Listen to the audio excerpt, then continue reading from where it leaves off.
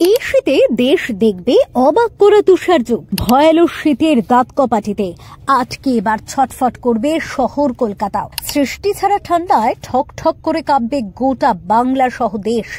তীব্র ঠান্ডায় জীবনযাত্রা হয়ে উঠবে দুর্বিষহ। কিন্তু কেন শীতের প্রকোপ এত বাড়বে, ঠিক কিসের বার্তা দিচ্ছে আবহাওয়াবিদরা?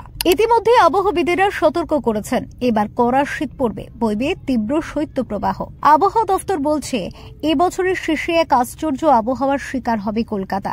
ধেয়ে আসছে লা নিনা, সঙ্গে থাকছে এল নিনো সাউদার্ন ওসিলেশন।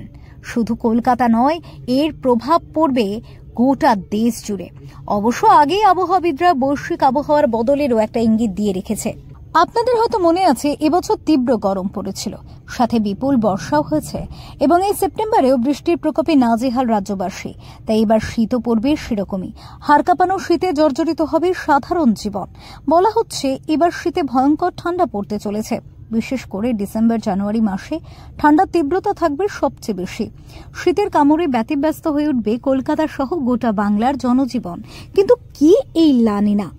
লা নিনা সাধারণত নিরক্ষীয় প্রশান্ত মহাসাগরের সমুদ্রপৃষ্ঠের তাপমাত্রা স্বাভাবিকের চেয়ে কমিয়ে দেয়। এর ফলে সারা বিশ্বে, বিশেষ করে ভারতে শীতের তীব্রতা বাড়ে। মার্কিন যুক্তরাষ্ট্রের ন্যাশনাল ওয়েদার সার্ভিসের ক্লাইমেট প্রেডিকশন সেন্টার তারা জানিয়েছে যে অক্টোবর থেকে ডিসেম্বর মাসের মধ্যে লা নিনা সক্রিয় হওয়ার সম্ভাবনা ৭১%। এটি ২০২৫ সালের শেষ থেকে ২০২৬ সালের শুরু পর্যন্ত কার্যকর থাকতে পারে, যার ফলে তাপমাত্রার পরিবর্তন দেখা দেবে।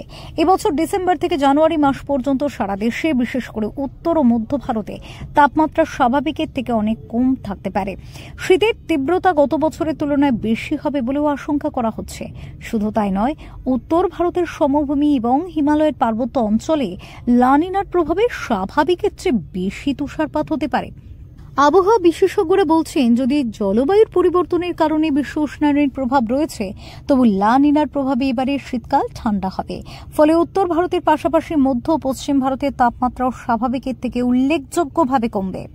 আবহাওয়া দফতরের এই সতর্কতা মানুষকে শীত মোকাবিলায় আগে থেকেই প্রস্তুতি নেওয়ার পরামর্শ দিচ্ছে, যার মধ্যে গরম পোশাক এবং পর্যাপ্ত গরমের সরঞ্জাম মজুত রাখা অন্যতম এবং আবশ্যিক। Bureau report, talk to time.